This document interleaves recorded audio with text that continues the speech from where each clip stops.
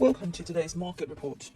Global share markets edged lower on Friday as most US mega-cap stocks slipped, while the dollar soared against yen after Reuters reported the Bank of Japan is leaning towards keeping its dovish monetary policy next week. Gold prices fell as the dollar rebounded to its highest in more than a week as investors prepare for next week's big central bank policy meetings, including the BOJ and the Federal Reserve, as well as the European Central Bank.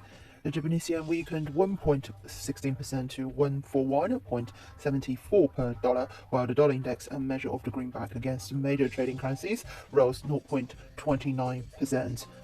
Japan's benchmark 10-year government bond yield fell 5 basis points to 0.41%, right before speculation for a hawkish tweak to policy this month began to ramp up. In US, bond markets Treasury yields mostly eased after spending Thursday braced for further Fed hawkishness in response to an unexpected drop in weekly unemployment claims. The 2-year Treasury yield, which typically moves in step with interest rate expectation, rose to 4.8%, while the 10-year yield fell to 3.8%.